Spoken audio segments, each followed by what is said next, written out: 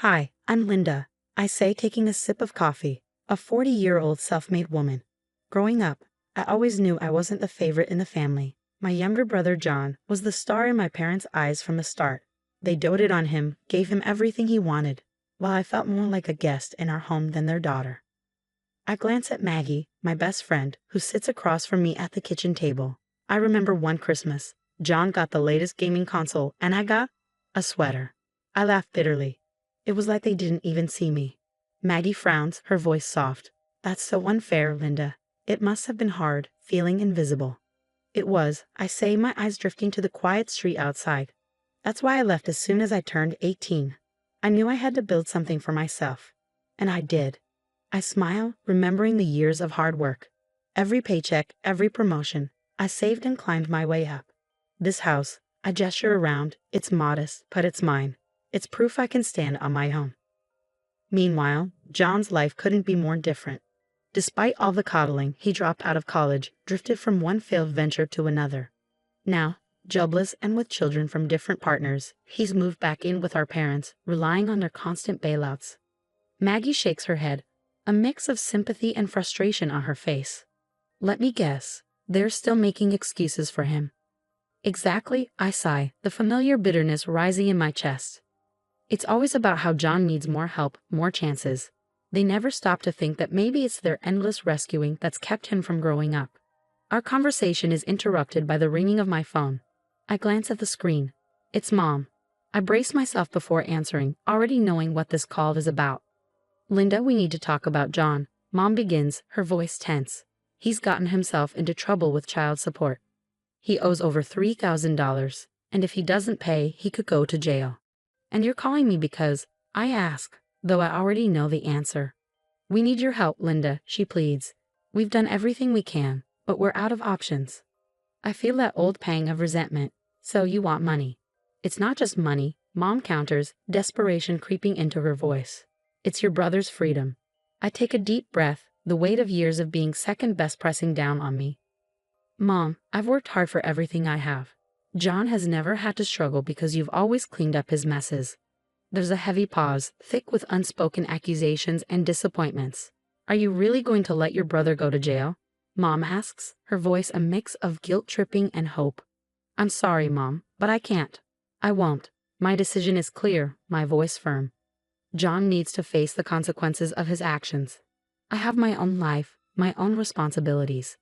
The call ends with a strained goodbye, leaving me with a swirl of emotions, anger, relief, and most of all, a sense of peace for finally standing my ground. Maggie reaches over, squeezing my hand in silent support. You did the right thing, Linda, she says. It's time they realize you're not their emergency fund. I nod, grateful for her understanding. It's just hard, you know. I know, she replies, her smile warm and reassuring. But you're doing what's best for you, and that's what matters. Not long after the phone call, there's a knock at my door. When I open it, I'm met with the tense faces of my parents. I let them in, knowing this isn't going to be a casual visit. Linda, we wouldn't ask if it weren't serious. Dad begins, his tone grave. John could go to jail. I cross my arms and lean against the wall. And how is that my problem, Dad? Why is it always me who has to fix things? You're his sister, Mom cuts in sharply. Family helps family. I let out a bitter laugh. Family helps family? That's rich coming from you. Where was that help when I needed support? Mom's eyes narrow. We did everything we could for you. Really? I challenge, my voice rising. Because all I remember is being sidelined the moment John was born. The air thickens with old grievances as Dad tries to mediate. Let's not rehash the past. We're talking about now. John needs help. And what about what I need? I counter, my frustration growing. I've been saving that money to pay off my house for my future, something I've built on my own. Dad's voice softens. We know you've worked hard, Linda. We're proud of you, but your brother. Stop, I interrupt, anger surging. It's always about John. What about me? Don't I deserve to feel secure in my home life? You're being selfish, Mom accuses, and the sting of her words cuts deeper than I expected. After all we've done for you. All you've done? I snap. You mean ignoring me unless it was convenient? You've never once considered what I might need. The conversation escalates quickly. voices rising, emotions raw. You want me to bail him out?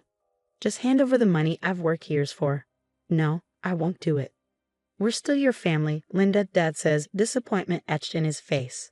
How can you turn your back on us? I stare at them, my heart pounding. How many times did you turn your back on me when I needed you? Where were you? Mom's eyes fill with tears. We came here hoping you'd understand the gravity of the situation. John is your brother.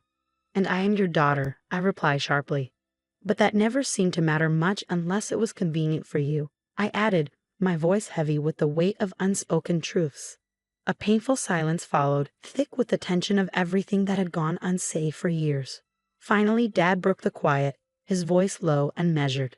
So you won't help? I can't. I won't, I reply, standing firm. I have my own life to think about. It's time John learns to deal with his own problems. Mom's eyes flash with a mix of disbelief and anger. You'll regret this, Linda. You're choosing money over your own family. It's not about the money. It's about respect. Something I've never really gotten from you. This is where I draw the line. After my parents left, the house felt eerily silent, like the calm after a storm. But I knew this quiet wouldn't last. The real tempest, the gossip, the family opinions, was still brewing. It didn't take long for the news of our confrontation to ripple through the family.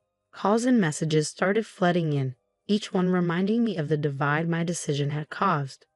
Some relatives were quick to criticize, echoing my parents' disappointment. How could you refuse to help your own brother? One aunt scolded over the phone, her words sharp and laced with judgment, meant to guilt me into reconsidering. But amid the disapproval, there were also voices of support. Maggie, ever steadfast, rallied our circle of friends. You did what was right for you, Linda. Don't let anyone make you doubt that, she reassured me during one of our late-night chats. Then there was my cousin Lucas, a distant relative who had always seemed to understand the family dynamics better than most. One evening, I received a text from him. I heard what happened. It's about time someone stood up to them. His support was unexpected, but welcome. A reminder that I wasn't alone in recognizing the toxic patterns that had plagued our family for years. As the days turned into weeks, the initial barrage of calls and messages began to wane, but the tension within the family lingered. I attended a family gathering knowing well the kind of reception I might face. Walking into the room felt like stepping onto a battlefield. Eyes tracked my every move, and whispers barely concealed themselves throughout the event. Lucas stayed by my side, his presence a quiet pillar of strength. You're handling this better than most would, he mentioned as we stood off to the side, away from the crowd. I have to, I replied, for my own peace. In the weeks following the family gathering, I focused on building a healthier, more balanced life. I knew that maintaining the boundaries I had set with my family would be crucial, not just for my peace of mind, but for my own growth. I started therapy, a decision sparked by the resurfacing feelings of guilt and abandonment after the confrontation with my parents. Sitting in the therapist's office, I opened up about my childhood, the favoritism, the neglect, and how it had shaped my relationships. It sounds like you've always been the responsible one, the one who had to take care of herself, my therapist noted, her voice gentle but probing. That's exactly it, I said, the realization dawning on me. And when I finally said no, it felt like I was breaking some unspoken family rule. We often internalize these roles, she explained, but breaking free from them can lead to significant personal growth. Her words were empowering, helping me understand that my worth wasn't tied to how much I sacrificed for others, especially when those sacrifices were never reciprocated. Meanwhile, John's situation worsened.